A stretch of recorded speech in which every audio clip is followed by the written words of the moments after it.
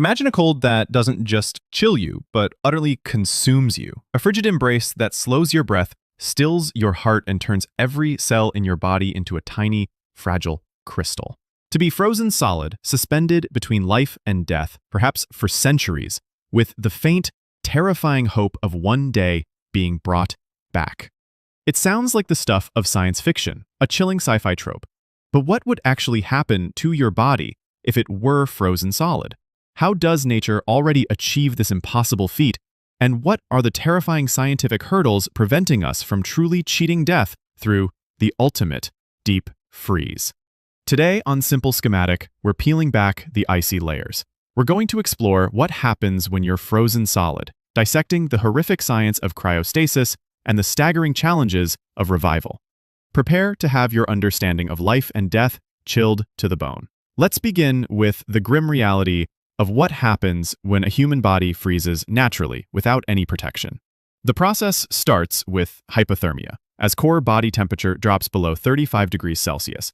Shivering intensifies, blood vessels constrict, and organs begin to slow down.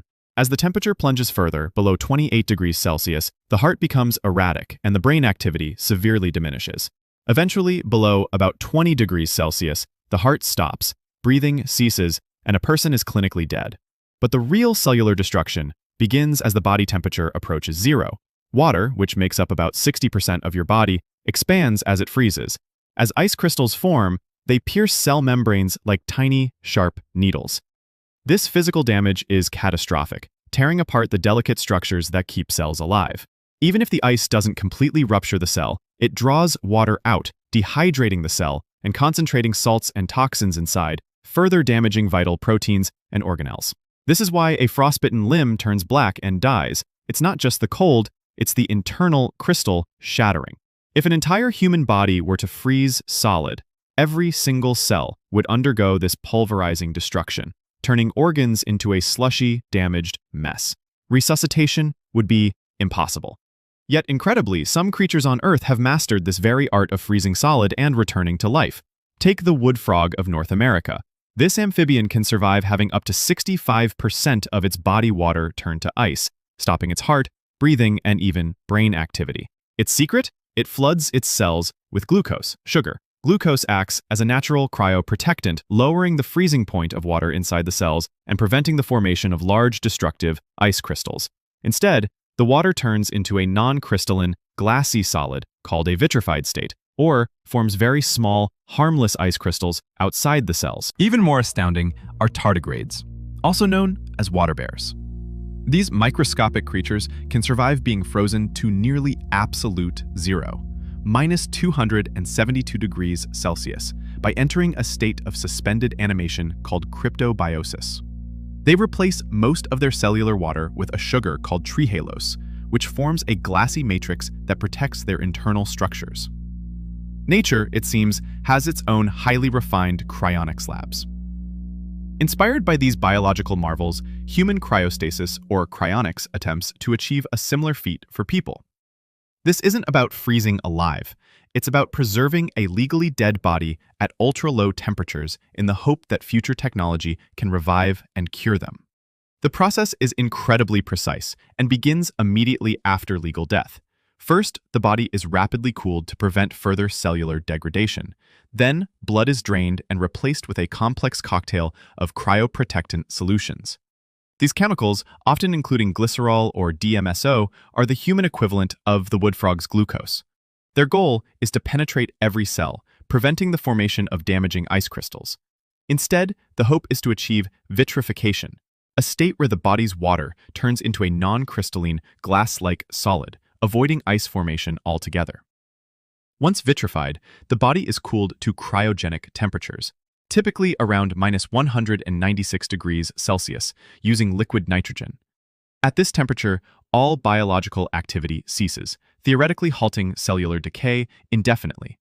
The vitrified body is then stored in specialized cryostats, waiting for a future where medical technology is advanced enough to repair the cellular damage from the freezing process, cure the original cause of death, and then reanimate the person. It's a leap of faith into a distant future, but the journey from a vitrified body back to a living, breathing person faces staggering scientific hurdles.